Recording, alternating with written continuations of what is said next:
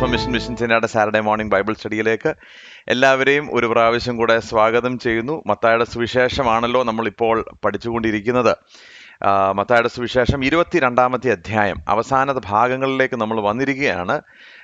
അവസാനത്തെ ഭാഗം യേശു കർത്താവിൻ്റെ ക്രൂശീകരണത്തിലേക്ക് നമ്മൾ അടുക്കുന്ന ഒരു ഭാഗം, അതിനുവേണ്ടിയുള്ള ഒരുക്കം, രാജാവിൻ്റെ ക്രൂശീകരണമാണ് ഇനിയും വരുന്ന ഭാഗങ്ങളിൽ. എന്നാൽ ആ അവസാനത്തെ നാളുകളിൽ യേശു കർത്താവിന് പറയാനുള്ളത് വളരെ ഇമ്പോർട്ടൻ്റ് ആയിട്ടുള്ള കാര്യങ്ങളാണ്. ആ പറയുന്ന കൂട്ടത്തിൽ ഒരു ഉപമയും കൂടെ യേശു കർത്താവ് പറയാണ്. അപ്പോൾ 22-ാമത്തെ അധ്യായത്തിൽ ഈ അവസാനത്തെ വാക്കുകളിൽ ഒന്നായ വളരെ ഇമ്പോർട്ടൻ്റ് ആയിട്ടുള്ള ചില വാർണിങ്സ് കർത്താവ് ശിഷ്യന്മാർക്ക് മാത്രമല്ല യഹൂദന്മാർക്കും കേൾക്കുന്ന എല്ലാവർക്കും കർത്താവ് നൽകി കൊടുക്കുകയാണ്. ഞാൻ മുമ്പേ പറഞ്ഞ പോലെ ഔട്ട്ലൈനിലെ അവസാനം 21 to 25, അതായത് അവസാനത്തെ ആ പാഷൻ വീക്കിലേക്ക് നമ്മൾ വരികയാണ്. 21 to 25 ആ ആഴ്ചയിൽ യേശു കർത്താവ് പറയുന്ന വളരെ ഇമ്പോർട്ടൻ്റ് ആയിട്ടുള്ള ചില കാര്യങ്ങൾ നമ്മൾ ഒരുമിച്ച് നോക്കുകയാണ്. അതിനുശേഷം യേശു കർത്താവിൻ്റെ ക്രൂശീകരണം, യേശു കർത്താവിൻ്റെ ഉയർത്തെഴുന്നേൽപ്പ്, പിന്നെ 28-ാമത്തെ അധ്യായത്തിലാണ് നമ്മൾ അന്ത്യകാലത്തെക്കുറിച്ച് ചില കാര്യങ്ങൾ യേശു കർത്താവ് പറയുന്നത്. വളരെ ഇമ്പോർട്ടൻ്റ് ആയിട്ടുള്ള ഭാഗം, അത് നമുക്ക് പിന്നീട് നമുക്ക് പഠിക്കാം. ആട്ടെ, നമ്മൾ ഇന്നത്തെ ബൈബിൾ സ്റ്റഡിയിലേക്ക് കയറുന്നതിന് മുമ്പ് ഗോ കോൺഫറൻസ് ഒരു പ്രാവശ്യം കൂടെ ഓർമ്മിപ്പിക്കാൻ ആഗ്രഹിക്കുന്നു. ഞാൻ മുമ്പ് പറഞ്ഞതുപോലെ വർഷ 2 വർഷം കൂടുമ്പോൾ നടക്കുന്ന കോൺഫറൻസ് ആണ്. ആക്ച്വലി ഇപ്പോൾ നമുക്ക് ഇംഗ്ലീഷ് കോൺഫറൻസ് കൂടെ ഉള്ളത് കൊണ്ട് ഇത് 3 വർഷത്തിലൊരിക്കലാണ് നടക്കുന്നത്. ഒരു very very important effective conference ആണ്, മിഷൻസ് കോൺഫറൻസ് ആണ്. ഒക്ടോബർ 1 മുതൽ 4 വരെ. കഴിവതും എല്ലാവരും വരണം. യൂത്ത് ഫോർ മിഷനായിട്ട് നടത്തുമ്പോൾ പലരും ചിന്തിക്കുന്നൊരു കാര്യമുണ്ട്, ഇത് യൂത്ത്സിന് വേണ്ടിയുള്ളതാണ്, സംശയമൊന്നുമില്ല. എന്നാൽ ഇത് വളരെ ആഴമേറിയ കോൺഫറൻസ് ആണ്, വളരെ സീരിയസ് ആയിട്ടുള്ള കോൺഫറൻസ് ആണ്, ഒരു മിഷൻ കോൺഫറൻസ് ആണ്. ഞാൻ മുമ്പ് പറഞ്ഞിട്ടുള്ളതുപോലെ ഒരു പക്ഷെങ്കിൽ ആത്മീയമായ ആളുകളുടെ ജീവിതത്തിൽ വലിയ ചൈതന്യം ഉണ്ടാക്കിയതും മിഷനുമായിട്ടുള്ള ബന്ധത്തിൽ വളരെ വളരെ ഇമ്പാക്റ്റ്ഫുൾ ആയിട്ടുള്ളൊരു കോൺഫറൻസ് ആണ് കഴിഞ്ഞ 1992 മുതൽ നടക്കുന്ന ഈ കോൺഫറൻസ്. ഇവിടെ നിന്നാണ് ഒരു പക്ഷെങ്കിൽ ഇന്ന് നമ്മളോട് ചേർന്ന് നിൽക്കുന്ന ദൈവദാസിദാസന്മാരെല്ലാം ഒരു വലിയ ചങ്ക് വന്നത് ഈ കോൺഫറൻസിൽ നിന്നാണ്. ഈ പ്രാവശ്യം നമുക്ക് കുറേ സ്പെഷ്യൽ ഗസ്റ്റ് ഉണ്ട്. അതുകൊണ്ട് നേരത്തെ തന്നെ ഞാൻ പറയുന്നതിൻ്റെ കാരണം ടിക്കറ്റ് ബുക്ക് ചെയ്യേണ്ടിയവർ, രജിസ്റ്റർ ചെയ്യേണ്ടിയവരെ ഞാൻ അതിൻ്റെ രജിസ്ട്രേഷൻ ലിങ്കും കാര്യങ്ങളെല്ലാം ഞാൻ അയച്ചുതരാം. ഫാമിലീസായിട്ട് വരാൻ ആഗ്രഹിക്കുന്നവർക്ക് ഫാമിലി റൂംസ് ഉണ്ട്. എല്ലാ കാര്യങ്ങളും ഞങ്ങളിവിടെ അറേഞ്ച് ചെയ്തുകൊണ്ടിരിക്കുകയാണ്. 1 വർഷത്തെ നീണ്ട ഒരുക്കത്തിന് ശേഷമാണ് ഇത് നടക്കുന്നത്. അതുകൊണ്ട് കഴിവതും ആരും മിസ് ചെയ്യാതെ, ഒരു സെഷൻ പോലും മിസ് ചെയ്യാതെ 1 മുതൽ 4 വരെ ഉള്ളത് ലീവ് എടുത്ത്, ജോലിയിൽ നിങ്ങൾക്ക് ലീവ് എടുക്കേണ്ടവരെടുക്കണം, കർത്താവിൻ്റെ വേലയിലായിരിക്കുന്നവരെടുക്കണം, ജോലിയോടുകൂടെ സുവിശേഷം പ്രവർത്തനത്തിൽ ഏർപ്പെടുവാൻ ആഗ്രഹിക്കുന്നവർ.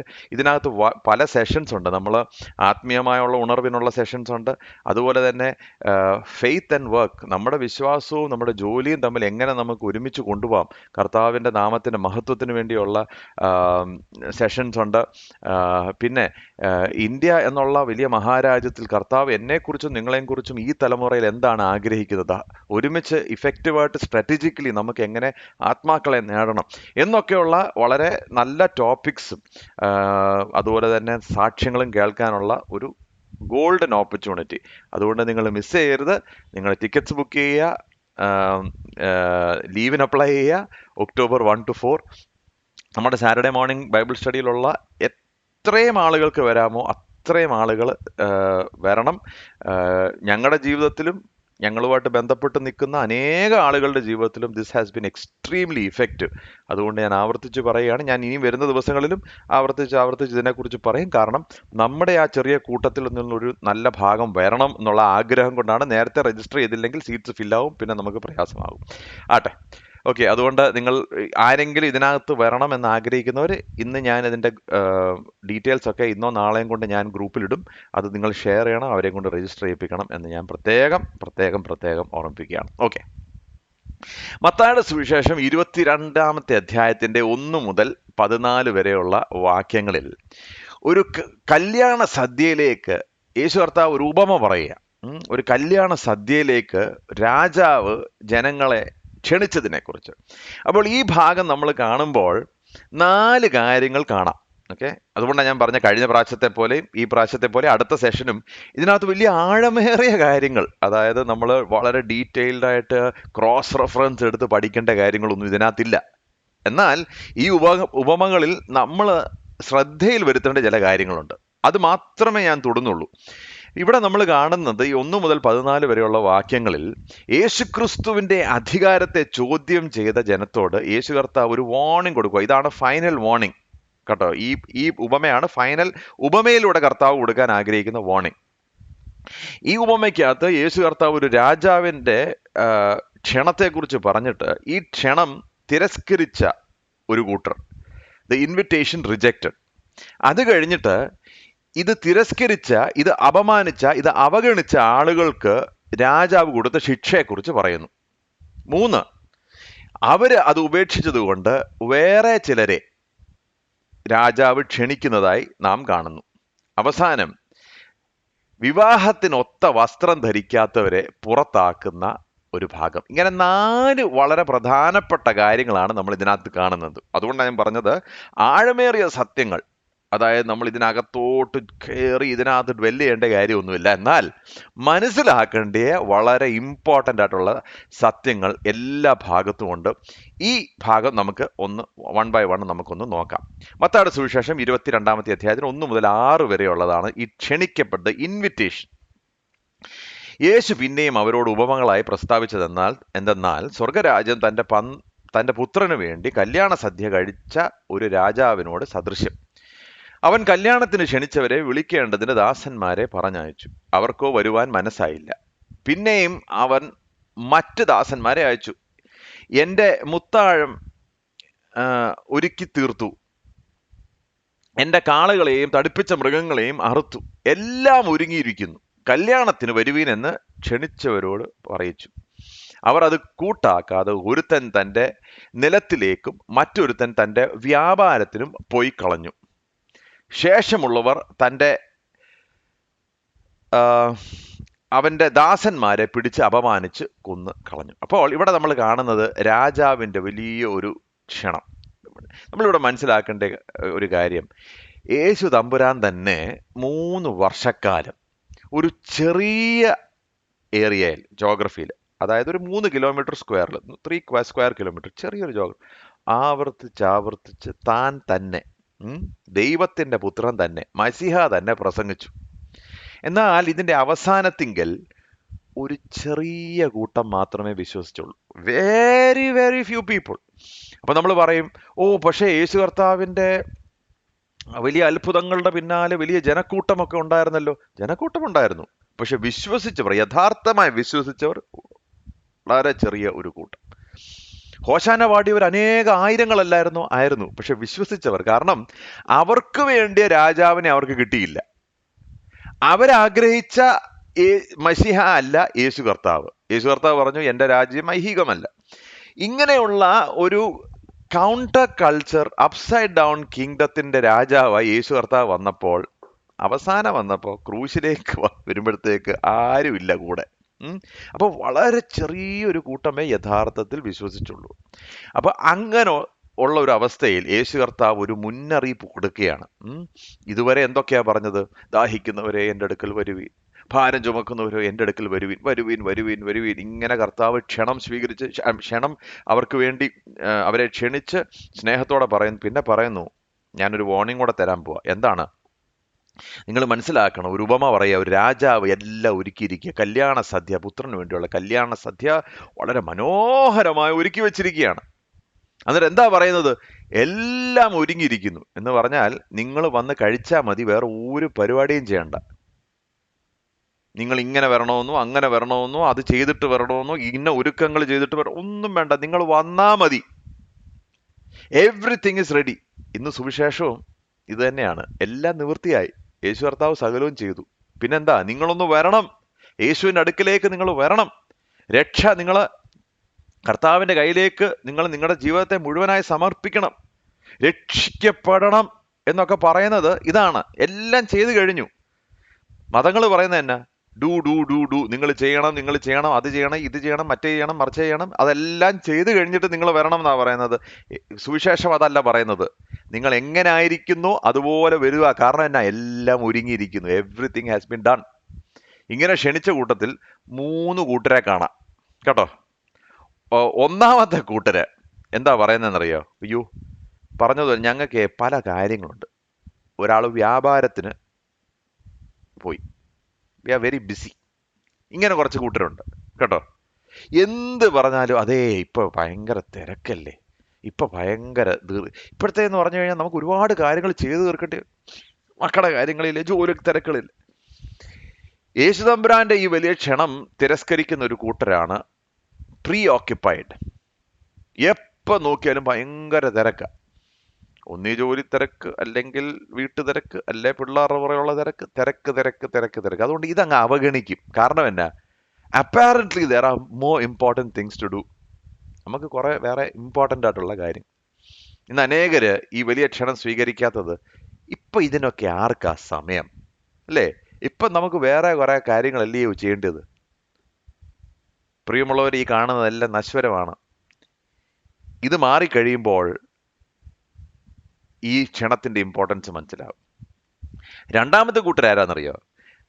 ക്ഷണം തിരസ്കരിക്കുന്നവർ മാത്രമല്ല, രാജാവ് വീണ്ടും ആളയച്ചു. കാരണം ആദ്യത്തെ ഗ്രൂപ്പിനെ അയച്ചു കഴിഞ്ഞപ്പോൾ ഇവര് മൈൻഡ് ചെയ്തില്ല, കൂട്ടാക്കിയില്ല. അപ്പൊ എന്ത് ചെയ്തു? വേറൊരു കൂട്ടരെ വിട്ടു. എന്തിനു വേണ്ടിയാ? എടാ, ആദ്യത്തെ കൂട്ടരെ അവര് അവഗണിച്ചു. ഇനി രണ്ടാമത്തെ ഇച്ചിരി അതിശക്തമായി മറ്റൊരു കൂട്ടരെ വിടാമെന്ന് വിചാരിച്ചു. അങ്ങനെ വിട്ടു കഴിഞ്ഞപ്പോഴത്തേക്ക് ഇവർക്ക് ഇറിറ്റേഷനായി. ഇറിറ്റേഷൻ ആയതുകൊണ്ട് അവഗണിച്ചു എന്ന് മാത്രമല്ല, അയച്ച ദാസന്മാരെ കൊന്നുകളഞ്ഞു രണ്ടാമത്തെ കൂട്ടര്. സുവിശേഷമായിട്ട് ബന്ധപ്പെടുത്തി നോക്കിയാലോ, എത്രയോ പ്രവാചകന്മാർ വന്ന് പറഞ്ഞു, നിങ്ങൾ തിരിയണം, നിങ്ങൾ കർത്താവിങ്കിലേക്ക് വരണം, ദൈവത്തിങ്കിലേക്ക് നിങ്ങൾ മടങ്ങി വരണം, നിങ്ങൾ മാനസാന്തരപ്പെടണം, നിങ്ങളുടെ ദുഷ്ട വഴികളെ വിടണം. അവരവഗണിച്ചു. പിന്നെ വിട്ടു അതിശക്തന്മാരായവരെ, യോഹന്നാൻ സ്നാപകനെ പോലുള്ളവരെ വിരൽ ചൂണ്ടി നീ ചെയ്യുന്നത് തെറ്റാണെന്ന് പറഞ്ഞു. എന്ത് ചെയ്തു? അവരനോയ്ഡായി. അവർക്ക് സഹിക്കാൻ വയ്യ. സഹിക്കാൻ വയ്യാഞ്ഞപ്പോൾ എന്ത് ചെയ്തു? പിടിച്ച് കൊന്നുകളഞ്ഞു രണ്ടു കൂട്ടർ. പ്രിയമുള്ളവരൊന്ന് ചുറ്റും നോക്കിയേ, ഇതല്ലയോ ഇപ്പൊ നടക്കുന്നത്? രണ്ടു കൂട്ടര്. നമ്മൾ ചിലപ്പോൾ പറയും സുവിശേഷ വിരോധികൾ നമ്മളെ തടഞ്ഞു, ആരാധനയ്ക്ക് കോട്ടം വരുത്തി, ദൈവത്തിന്റെ ദാസന്മാരെ തല്ലി, ചിലരെ കൊന്നുകളഞ്ഞു, ചിലരെ ചുട്ടുകളഞ്ഞു. മറ്റു ചിലരോ കുറെ നാളായിട്ട് പറയാ, ഓ ഇപ്പൊ സമയമില്ല, നിങ്ങൾ യോഗത്തിന്, അയ്യോ ഇപ്പൊ പറ്റത്തില്ല കേട്ടോ, ഭയങ്കര തിരക്ക, നിങ്ങൾ ഇപ്പൊ പ്രതികരിക്കണം. അയ്യോ എവിടാ സമയം, എന്തുമാത്രം കാര്യങ്ങൾ ചെയ്യാൻ. രണ്ട് കൂട്ടര്. പ്രിയമുള്ളവരെ, ഈ രണ്ട് കൂട്ടരും ചെയ്യുന്നത് ഒരേ കാര്യം, ഈ വലിയ ക്ഷണം അതിനെ എടുത്ത് ദൂരെ കളയുക. അതാ ചെയ്യുന്നത്. Equally dangerous, equally worthy of punishment. കാരണം ഇത് രാജാവിന്റെ ക്ഷണമാണ്. It is the invitation of the king, അല്ലേ? ഇന്ന് ചുറ്റും നമ്മൾ ചിലരോടൊക്കെ സുവിശേഷം പറയുമ്പോഴേ പ്രതികരണം ഇത് രണ്ടുമാ. ഒന്ന് അവഗണന, രണ്ട് ഇറിറ്റേഷൻ, കോപം, ബിറ്റർനെസ്, ആങ്കർ. ഇത് രണ്ടും നമുക്ക് കാണുവാൻ സാധിക്കും. അതിന്റെ പരിണിത ഫലം എന്തോ? What is the consequence? രാജാവ് കോപിച്ച് സൈന്യങ്ങളെ അയച്ച് ആ കൊലപാതകന്മാരെ മുടിച്ച് അവരുടെ പട്ടണം ചുട്ടുകളഞ്ഞു. പിന്നെ അവൻ ദാസന്മാരോട് കല്യാണം ഒരുങ്ങിയിരിക്കുന്നു, ക്ഷണിക്കപ്പെട്ടവരോ യോഗ്യരായില്ല. അപ്പോൾ ഈ ആദ്യം ക്ഷണിച്ചു, കൂട്ടാക്കിയില്ല. രണ്ടാമത്തെ കൂട്ടരെ അയച്ചു കഴിഞ്ഞു, അവരെ കൊന്നുകളഞ്ഞു. രാജാവ് മിണ്ടായിരിക്കുവോ? ഈ ദൈവത്തിന്റെ വലിയ കരുണ കാരണമാ പ്രിയമുള്ളവരെ ഇന്നും ഒരു ദിവസം കൂടെ നമുക്ക് നീട്ടിത്തന്നിരിക്കുന്നത്. കാരണം എന്നാ?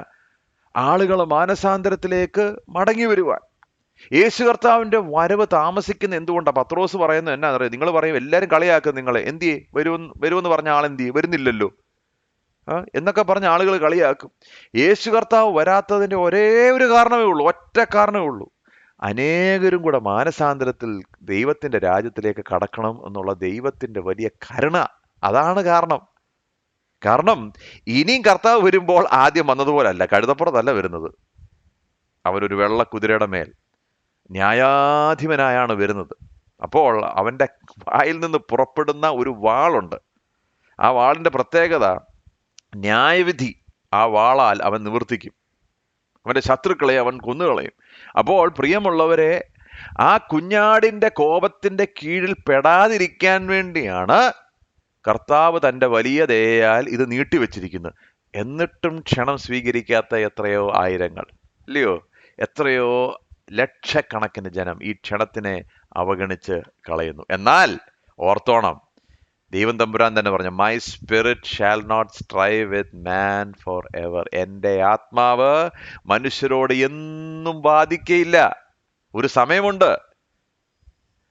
നോഹ പ്രസംഗിച്ച് തൻ്റെ തൊണ്ടയിലെ വെള്ളം വറ്റിക്കഴിഞ്ഞ് അവസാനം ഓൾമോസ്റ്റ് 100 years പ്രസംഗിച്ചു കഴിഞ്ഞ് ഒരു ദിവസം വാതിലടയും. ഒറ്റ സെക്കൻഡാ വാതിലട. പ്രസംഗം 100 വർഷത്തോളം ഉണ്ട്, ശരി, പക്ഷെ വാതിലടയുന്ന ഒറ്റ നിമിഷത്തില്ല. അത് കഴിയുമ്പോൾ രക്ഷയില്ല. അപ്പോ ഈ പ്രസംഗത്തിന്റെ ദൈർഘ്യം വലുതായതുകൊണ്ട് ചിലരൊക്കെ ചിന്തിക്കും, വാതിൽ അടഞ്ഞു കഴിഞ്ഞാലും കുറച്ച് ബഫർ സ്പേസ് കാണത്തില്ല. അതുകൊണ്ടാണ് രാജാവ് തന്റെ വലിയ കരുണയിൽ ഈ ക്ഷണം ആവർത്തിച്ച് ആളുകളെ വീണ്ടും വിളിക്കുന്നത്. എന്നാൽ ഒരു ദിവസം വാതിലടയുന്ന ഒരു ദിവസം വരും, അന്ന് കരഞ്ഞിട്ട് കാര്യമില്ല. അപ്പോൾ കർത്താവ് പറയാണ്, രാജാവ് എന്തു ചെയ്തു? ആ പ്രാവശ്യം വന്നപ്പോൾ കരുണയൊന്നും കാണിച്ചില്ല. തൻ്റെ ശിഷ്യന്മാരെ, തൻ്റെ ദാസന്മാരെ കൊന്നു കളഞ്ഞവരെ പിടികൂടി, അവരെ കൊന്ന് അവരുടെ പട്ടണം ചുട്ടു. അതിനകത്ത് ഒരു നിയർ പ്രോഫസി ഉണ്ട്. എന്തുവാ നിയർ പ്രോഫസി? 770 ഇത് തന്നെയല്ലയോ ടൈറ്റസ്, റോമൻ ചക്രവർത്തിയായ ടൈറ്റസ് വന്ന് യെരുശലേമിനെ പിടികൂടി. നമ്മൾ വെളിപ്പാട് പുസ്തകത്തിൽ നമ്മൾ പഠിച്ചൊരു കാര്യമാണ്. 770 എന്ത് സംഭവിച്ചു? ടൈറ്റസ് ചക്രവർത്തി ഈ സ്ഥലം പിടികൂടി. എന്നിട്ട് എന്ത് ചെയ്തു? ഈ നഗരത്തെ ചുട്ടുകളഞ്ഞെന്ന് പറഞ്ഞാൽ യേശു കർത്താവ് പറഞ്ഞില്ല, ഞാനിവിടെ നിന്ന് ഇറങ്ങി പോകുമ്പോൾ കല്ലിൻ്റെ മേൽ കല്ല് ശേഷിക്കത്തില്ലെന്ന്, അക്ഷരാർത്ഥത്തിൽ. കാരണം ചുട്ടുകളഞ്ഞപ്പോൾ എന്ത് സംഭവിച്ചെന്നറിയോ? ഈ പാറകളുടെ അകത്തുള്ള എയർ ട്രാപ്ഡ് എയർ, ഈ ചൂട് കാരണം ഇത് എക്സ്പാൻഡ് ചെയ്ത് പാറകൾ പൊട്ടി 100 പീസുകളായി പൊട്ടി. അതുകൊണ്ട് ലിറ്ററലി കല്ലിൻ്റെ മേൽ കല്ല് ശേഷിക്കാത്ത വിധത്തിൽ ആ നഗരം കത്തിപ്പോയി എന്ന് പറഞ്ഞതുപോലെ. ആ റബിൾ എടുക്കാൻ വേണ്ടി, എന്നിട്ട് സ്വർണം അതിൽ നിന്ന് ഒലിച്ച്, പിന്നെ ആളുകൾ ആ സ്വർണം ഇളക്കാൻ വേണ്ടിയുള്ള പ്രയത്നങ്ങളൊക്കെ ആയിരുന്നു. പോട്ടെ, അതല്ല എൻ്റെ വിഷയം. ഞാൻ പറയാൻ ആഗ്രഹിച്ചത്, ആ സമയത്ത് AD 70 യേശു കർത്താവ് പറഞ്ഞ് കഴിഞ്ഞ ഉടനെ സംഭവിച്ചൊരു കാര്യമാണിത്. എന്നാൽ ഇനി വരുവാനിരിക്കുന്ന ന്യായവിധിയോ, ചിന്തിക്കാൻ പറ്റുമോ? നമുക്ക് ചിന്തിക്കാൻ പറ്റുമോ? എന്നാൽ ഇന്ന് ആ ക്ഷണം എല്ലാവർക്കും വേണ്ടി നീട്ടിക്കൊണ്ട് ഇരിക്കുന്നു. ദൈവത്തിൻ്റെ കരുണ എത്ര വലുത്! എന്നിട്ട് പറയാണ്, ക്ഷണിക്കപ്പെട്ടവരോ യോഗ്യരായില്ല. ദൈവത്തിന്റെ സ്വന്തം ജനം എന്ന് അവകാശപ്പെട്ട യഹൂദന്മാർ മശിഹ വന്നപ്പോൾ അവനെ അവഗണിച്ചു എന്ന് മാത്രമല്ല, അവസാനം അവനെ കൊന്നുകളഞ്ഞു. അവന് വേണ്ടി വഴി ഒരുക്കിയ പ്രവാചകന്മാരെയും കൊന്നുകളഞ്ഞു. അവര് ഇതിന് യോഗ്യരായില്ലെന്ന് പറഞ്ഞാൽ അവർ ചെയ്യുന്ന നല്ല പ്രവൃത്തി കൊണ്ട് യോഗ്യരാകുക എന്നുള്ളതല്ല. മശിഹായെ സ്വീകരിക്കുകയും അല്ലെങ്കിൽ ഈ ക്ഷണത്തെ സ്വീകരിക്കുകയോ അവഗണിക്കുകയോ ചെയ്യുന്നതിലാണ് യോഗ്യരാകുന്നത്. അപ്പൊ എനിക്ക് എന്ത് യോഗ്യത ഉണ്ടായിട്ടാണ് ഞാൻ കർത്താവിന്റെ പിന്നാലെ പോകുന്നത്? എനിക്കൊരു യോഗ്യതയില്ല. പക്ഷെങ്കിൽ ക്ഷണം സ്വീകരിക്കാൻ ദൈവം എനിക്ക് കൃപ തന്നു എന്നുള്ളൊരൊറ്റ യോഗ്യതയേ ഉള്ളൂ. എന്നാൽ ഇന്ന് അനേകർ ആ ക്ഷണം സ്വീകരിക്കാതെ അതിനെ നഷ്ടപ്പെടുത്തി കളയുന്ന ഒരു അനുഭവം. പ്രിയമുള്ളവരെ, ഈ കൂട്ടത്തിലാകരുത്. എൻ്റെ ശബ്ദം ആരെങ്കിലും കേൾക്കുന്നുണ്ടെങ്കിൽ ഇത് രക്ഷാ ദിവസം അല്ലേ? ഇന്ന് അവൻ്റെ ശബ്ദം കേൾക്കുന്നുവെങ്കിൽ നിങ്ങൾ നിങ്ങളുടെ ഹൃദയത്തെ കഠിനമാക്കരുത്. കാരണം വാതിലടയുന്ന ദിവസം വരും. There is coming a day when the door will close. അന്ന് രക്ഷപ്പെടുവാൻ യാതൊരു വഴിയും കാണത്തില്ല. ഈ ക്ഷണിക്കപ്പെട്ടവര് അവരതിന് യോഗ്യരായില്ല. അതുകൊണ്ട് എന്ത് സംഭവിച്ചു? രാജാവ് പറഞ്ഞു, എൻ്റെ പന്തിയിൽ സ്ഥലമുണ്ട്, ക്ഷണിക്കപ്പെട്ടവരോ വന്നില്ല. ഒരു കാര്യം ചെയ്യ്, ആകയാൽ 9 മുതൽ 10 വരെ, ആകയാൽ വഴിത്തലയ്ക്കൽ ചെന്ന് കാണുന്നവരെയൊക്കെയും കല്യാണത്തിന് വിളിപ്പീൻ എന്ന് പറഞ്ഞു. ആ ദാസന്മാർ പെരുവഴിയിൽ പോയി കണ്ട ദുഷ്ടന്മാരെയും നല്ലവരെയും എല്ലാം കൂട്ടിക്കൊണ്ടുവന്നു. കല്യാണശാല വിരുന്നുകാരെ കൊണ്ട് നിറഞ്ഞു എന്ന് പറഞ്ഞാൽ, ആ മേശയെങ്കിൽ ഒരു ചെയറുണ്ടെങ്കിൽ എല്ലാ ചെയറും കർത്താവിൻ്റെ മുൻ നിയമത്തിൽ എല്ലാ ചെയറും ഫില്ലാവും കേട്ടോ. നിങ്ങൾ ആരും അതിനെ ഓർത്ത് നിങ്ങൾ പേടിക്കണ്ട. Every chair will be filled. എന്നാൽ വിളിക്കപ്പെട്ടവര് യോഗ്യരായില്ല. ഇന്നും ഇത് തന്നെ അവസ്ഥ, അല്ലയോ? കർത്താവിന്റെ തിരഞ്ഞെടുക്കപ്പെട്ട ആളുകൾ എന്ന് പറയുന്ന, കർത്താവിന്റെ സ്വന്തം ജനം എന്ന് നമ്മൾ ചിന്തിക്കുന്ന അനേകരും ആ പന്തിയിലില്ല എന്നുള്ളതാണ് സത്യം. You like it or not, that is the truth. പിന്നെ എന്താ സംഭവിക്കുന്നത്? ഈ ക്ഷണം വഴിയോരങ്ങളിലേക്ക് പോയി, അല്ലേ? വഴിത്തലയ്ക്കൽ കാണുന്ന ബൈലേൻസ്, ഈ ഇൻവിറ്റേഷൻ എല്ലായിടത്തും പോയി. ഒരു കൂട്ടർക്ക് വേണ്ടി മാത്രമല്ല. യേശു കർത്താവിന്റെ സുവിശേഷം എന്ന് പറയുന്നത് ക്രിസ്ത്യാനികളുടെ കുത്തക മാത്രമല്ല. നമ്മളത് മനസ്സിലാക്കണം. It is not only for the church goers. കാരണം അവിടെ ഇരിക്കുന്ന അനേകരും പന്തിയിലില്ല എന്നുള്ളതാണ്. They are in the church pew, but they are missing the wedding banquet of the lamb. അവർ എല്ലാ ഞായറാഴ്ചകളിലും സഭയിൽ പോയിരിക്കുന്നുണ്ട്, അത് ശരിയാണ്. പക്ഷേ കുഞ്ഞാടിന്റെ കല്യാണത്തിന്റെ പന്തിയിൽ അവരവിടെ ഉണ്ടോ എന്നുള്ളത് വലിയ ചോദ്യചിഹ്നം. അവരതിനെ അവഗണിച്ചത് കൊണ്ട് എന്ത് സംഭവിക്കുന്നു?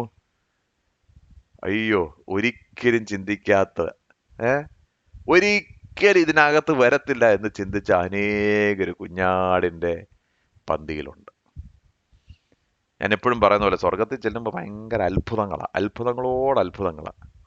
ഒരിക്കലും കാണത്തില്ല എന്ന് ചിന്തിക്കുന്ന പാർട്ടികൾ പലരും അവിടെ കാണും. അതിന്റെ കാരണം എന്നാ? അവര് യോഗ്യരായതുകൊണ്ടല്ല, ക്ഷണത്തോട് യെസ് പറഞ്ഞതുകൊണ്ടാണ്, അല്ലേ? അവർക്കെന്ത് ഗുണം? അവർക്ക് പാരമ്പര്യമില്ല, പൈതൃകമില്ല, 1000 വർഷത്തെ ട്രഡീഷൻ ഇല്ല, ഒരു സാധനമില്ല. പക്ഷെങ്കിൽ രാജാവിന്റെ ക്ഷണം ലഭിച്ചപ്പോൾ, കർത്താവേ നിന്റെ കരുണയാൽ ആ ക്ഷണം എൻ്റെ അടുക്കലും എത്തിയേ എന്ന് പറഞ്ഞ് ഓടിച്ചെന്നതുകൊണ്ട് അവർക്കും ഉണ്ട് അവിടെ. പിന്നെ ഈ പന്തിയിൽ ഇരിക്കുമ്പോഴേ ഓർത്തോണം, അവിടെ first grade, second grade, third grade ഒന്നുമില്ല കേട്ടോ.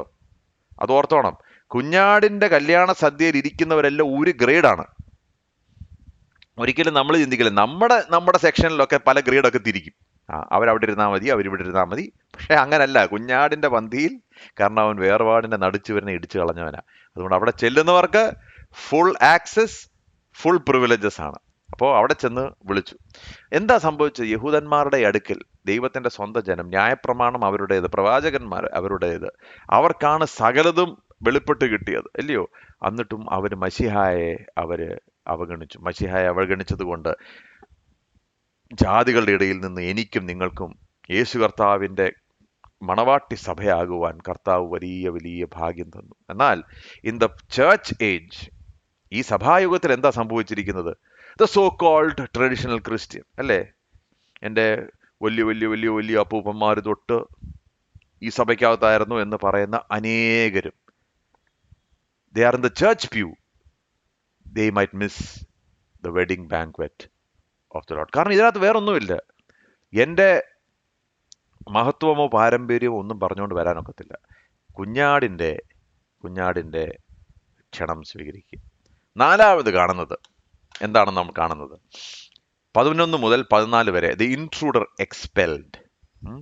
വിരുന്നുകാരെ നോക്കുവാൻ രാജാവ് അകത്ത് വന്നപ്പോൾ കല്യാണ വസ്ത്രം ധരിക്കാത്ത ഒരു മനുഷ്യനെ അവിടെ കണ്ടു. സ്നേഹിത, നീ കല്യാണ വസ്ത്രം ഇല്ലാതെ ഇവിടെ അകത്ത് വന്നത് എങ്ങനെയെന്ന് ചോദിച്ചു. എന്നാൽ അവന് വാക്ക് മുട്ടിപ്പോയി. രാജാവ് ശുശ്രൂഷക്കാരോട്, ഇവനെ കയ്യും കാലും കെട്ടി ഏറ്റവും പുറത്തുള്ള ഇരുട്ട് തള്ളിക്കളവീൻ, അവിടെ കരച്ചിലും പല്ലുകടിയും ഉണ്ടാകും എന്ന് പറഞ്ഞു. വിളിക്കപ്പെട്ടവർ അനേകർ, തിരഞ്ഞെടുക്കപ്പെട്ടവരോ ചുരുക്കം. അപ്പൊ ഇവിടെ സംഭവിച്ച നാലാമത്തെ ട്രാജഡി എന്ന് പറഞ്ഞാൽ, ആദ്യം നമ്മൾ കാണുന്നു എവ്രിബഡി ഈസ് ഇൻവൈറ്റഡ്. ആ ക്ഷണം എല്ലാവർക്കും വേണ്ടി രാജാവ് അങ്ങോട്ട് കൊടുക്കുകയാണ്. ക്ഷണം അവഗണിച്ച ഒരു കൂട്ടര്. അത് മാത്രമല്ല, അവഗണിച്ചവർക്കുള്ള ശിക്ഷ 2. 3, ഒരിക്കലും യോഗ്യരല്ല എന്ന് ചിന്തിച്ചവർക്ക് ആ ക്ഷണം ലഭിക്കുന്നു. അവരതിനോട് പോസിറ്റീവായിട്ട് പ്രതികരിക്കുന്നു. പിന്നെ അവസാനം കാണുന്നത്, എവിടുന്നോ ഒരു പാർട്ടി കയറി വന്നിരിക്കുന്നു. അദ്ദേഹത്തിനെ രാജാവ് ഇൻസ്പെക്ട് ചെയ്തപ്പോൾ രാജാവിന് മനസ്സിലായി ഇദ്ദേഹം കല്യാണ വസ്ത്രം ധരിച്ചിട്ടില്ല. അന്നത്തെ കാലത്ത് രാജാക്കന്മാര് ഏതെങ്കിലുമൊക്കെ ഒരു കല്യാണ സദ്യ ഒരുക്കിയാൽ സാധാരണ ചെയ്യുന്നത്, ഇന്ന് നമുക്കറിയാമല്ലോ, ഈ ഇപ്പോഴത്തെ മോഡേൺ കല്യാണങ്ങളിൽ പലതും, എല്ലാവരും അല്ല പലതും, അവർ ചോദിക്കുന്നൊരു കാര്യമുണ്ട്. നിങ്ങൾ ബ്രൈഡിന്റെ സൈഡിൽ നിന്നാണോ ഗ്രൂമിന്റെ സൈഡിൽ നിന്നാണോ? അപ്പോൾ അവർ പറയും ഞങ്ങൾ ഗ്രൂമിന്റെ സൈഡ്. ഓക്കെ. അപ്പൊ ഗ്രൂമിന്റെ സൈഡിൽ നിന്നാണ്, ഇതാണ് കളർ തീം കേട്ടോ. അപ്പൊ ഈയിടെ ഞാൻ ഏതോ ഒരു കല്യാണത്തിന് പ്രസംഗിക്കാൻ അങ്ങാണ്ട് പോയി. അപ്പൊ എന്നോട് പറഞ്ഞു പാസ്റ്റൽ കളേഴ്സ് ആണ് കളർ തീം. അപ്പൊ എനിക്ക് ഈ സാധനം ഒന്നും മനസ്സിലാണ്. ഞാൻ പിന്നെ വീട്ടിൽ വന്ന് ഭാര്യയോടൊക്കെ ചോദിച്ചു എന്തോ ഈ പാസ്റ്റൽ കളർ എന്തോ ഇടേണ്ടിയെന്ന്. കാരണം അങ്ങനൊക്കെ ഇട്ടുകൊണ്ട് പോകണം, കാരണം ഇതിനൊരു തീമുണ്ട്. ശരി, അപ്പൊ ഞാനും അതുപോലെ ഒരു തീമൊക്കെ ഇട്ട് പ്രസംഗിക്കാൻ. ഇപ്പൊ ഈയിടെയായിട്ട് ഈ കല്യാണ പ്രസംഗങ്ങളുടെ ഒരു ഒരു നിരയാണ്. ഇപ്പൊ നമ്മുടെ പിള്ളേർ എന്ന് പറഞ്ഞാൽ എൻ്റെ ആ ജൂനിയേഴ്സ്, നമ്മുടെ കൂടെ നടക്കുന്ന പിള്ളേരെല്ലാം കല്യാണം കഴിക്കുന്ന ഫേസ് ആയതുകൊണ്ട് ഇവരെല്ലാം എന്നെ കൊണ്ട് ഈ പ്രസംഗിപ്പിക്കുന്നത്. അപ്പൊ ഇവർക്കെല്ലാം ഓരോ ഐഡിയാസ് ഉണ്ട്. ഞാനൊക്കെ കെട്ടിയപ്പം അപ്പം പറഞ്ഞടാ അങ്ങനെ പോയി അവിടെ നിന്നോണം, കെട്ടിക്കണം, പൊക്കോണം. അതായിരുന്നു നമ്മുടെ സ്ട്രാറ്റജി. പക്ഷെ ഇപ്പൊ അങ്ങനല്ല. ഇപ്പൊ അതിനുള്ള ഒരു അപ്പൊ പണ്ട് മിഡിൽ ഈസ്റ്റേൺ കാലഘട്ടത്തിൽ കല്യാണം കഴിക്കുമ്പോൾ ഈ ഗ്രൂമിന്റെ സൈഡിൽ നിന്ന് അല്ലെങ്കിൽ ബ്രൈഡിന്റെ സൈഡിൽ നിന്ന് ഇതിന് തീമുണ്ട്. അപ്പൊ ഈ രാജാവാണ് ഇവർക്കെല്ലാം വസ്ത്രം കൊടുക്കുന്നത്. ഈ വസ്ത്രം ഇട്ടുകൊണ്ട് വേണം നമ്മൾ കല്യാണ സദ്യയിലേക്ക് വരാൻ. രാജാവ് തന്ന വസ്ത്രം അവിടെ ഇരിക്കട്ടെ, ഞാൻ ഇന്നലെ വാങ്ങിച്ചൊരു ഉടുപ്പുണ്ട്, എനിക്ക് അത് ഇടണമെന്ന് പറഞ്ഞുകൊണ്ട് വേറെ എവിടെയെങ്കിലും പോകാം, പക്ഷെ കല്യാണ സദ്യയിലേക്ക് പോകാനൊക്കത്തില്ല. ഞാൻ പറഞ്ഞ മനസ്സിലായോ? അപ്പം സദ്യയുടെ ഭാഗമാകണമെങ്കിൽ ടേംസ് ആൻഡ് കണ്ടീഷൻസ് ഉണ്ട്. എന്താണ്? രാജാവ് നൽകിയ വസ്ത്രം ധരിക്കണം. പ്രിയമുള്ളവരെ, ഇവിടെ നമ്മൾ മനസ്സിലാക്കേണ്ട കാര്യം, എല്ലാവർക്കും വേണ്ടി രാജവസ്ത്രം കർത്താവ് ഒരുക്കി കൊടുത്തിട്ടുണ്ട്. പക്ഷെങ്കിൽ അതിടാതെ പന്തിയിലിരിക്കുവാൻ അനുവാദമില്ല. അപ്പൊ അദ്ദേഹത്തിന് വാക്ക് മുട്ടിപ്പോയി എന്ന് പറഞ്ഞാൽ, അദ്ദേഹത്തിന് വ്യക്തമായി അറിയാം ഒരു വിവാഹ വസ്ത്രമുണ്ട്, അദ്ദേഹത്തിന് അറിയാം അത് അദ്ദേഹത്തിനും ഒരുക്കി കൊടുത്തിട്ടുണ്ട്. പക്ഷെ അദ്ദേഹം തീരുമാനിച്ചു, ഇല്ല, ഞാൻ അതിടുന്നില്ല, മറിച്ച് എനിക്ക് തോന്നിയത് ഞാൻ ഇടും. പക്ഷെ പ്രിയമുള്ളവരെ, ഒരു കാര്യം പറയാം, അങ്ങനെയുള്ള കൂട്ടരോടാണ് യേശു കർത്താവ് പറയുന്നത്, ഞാൻ നിന്നെ ഒരു നാളും അറിഞ്ഞിട്ടില്ല. ഞാൻ പറഞ്ഞ മനസ്സിലായോ? അവരെ കണ്ടു കഴിഞ്ഞപ്പോൾ അവരും നമ്മുടെ പന്തിയിലുണ്ട്, അവരും നമ്മുടെ കൂട്ടായ്മയ്ക്കകത്തുണ്ട്, അവരും നമ്മുടെ കൂട്ടങ്ങളിലുണ്ട്, അവരുടെ പേരും ക്രിസ്ത്യാനി എന്നാണ്. പക്ഷെങ്കിൽ തമ്പുരാൻ എൻ്റെ മുമ്പിൽ നിൽക്കുമ്പോൾ തമ്പുരാൻ പറയും, ശരിയാണ്, നിങ്ങൾ കറക്റ്റായിട്ട് കാര്യങ്ങളൊക്കെ പറഞ്ഞു, നിങ്ങൾ പ്രവചനമൊക്കെ ചെയ്തു, നിങ്ങൾ ഇന്നത് ചെയ്തു അന്നത് ചെയ്തു, എല്ലാം ശരിയാണ്, എൻ്റെ നാമം നിങ്ങൾ ഉപയോഗിച്ചു, പക്ഷെ ഞാൻ നിങ്ങളെ ഒരു നാളും അറിഞ്ഞിട്ടില്ല. കാരണം യേശു കർത്താവിൻ്റെ അടുക്ക വരുമ്പോൾ ടേംസ് ആൻഡ് കണ്ടീഷൻസ്, യേശു കർത്താവ് തന്ന വസ്ത്രം ധരിക്കണം. എനിക്ക് തോന്നുന്നു ഒന്നും ചെയ്യാനൊക്കത്തില്ല.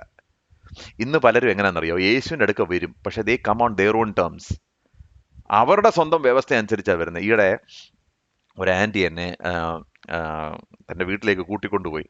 ഭർത്താവ് വയസ്സ് ഒരു അങ്കിളാണ്. അങ്കിള് ഈ സുവിശേഷം നമ്മൾ ഈ എന്നാ സുവിശേഷമൊക്കെ അങ്ങോട്ട് നമ്മൾ പറയുന്ന പോലെ അങ്ങോട്ട് ഡൈജസ്റ്റ് ചെയ്യുന്നില്ല.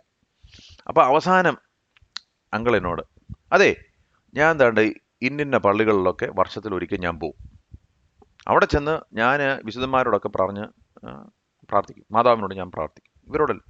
അന്ന് ഞാൻ അവിടെ, അപ്പം ഞാൻ ചോദിച്ചു, അങ്കിൾ ഒരു കാര്യം എന്നോട് പറ, സ്വർഗരാജ്യം അവകാശമാക്കുമോ എന്നുള്ള ഉറപ്പുണ്ടോ അങ്കിളിന്? അതെനിക്ക് വലിയ ഉറപ്പില്ല, പക്ഷേ ബ്രദർ എന്നോടൊരു കാര്യം പറ. ഞാൻ പറഞ്ഞു, എന്തോ അങ്കിളെ? ഞാൻ ഇവിടെ എല്ലാം പോവും, എന്നിട്ട് ഞാൻ ഇവിടെ എല്ലാം പ്രാർത്ഥിക്കും, അപ്പൊ അന്നത്തെ ദിവസം മാതാവ് എന്നെ കൈവിടുവോ? എന്നോട് ചോദിക്കുക, മാതാവ് എന്നെ കൈവിടുവോ?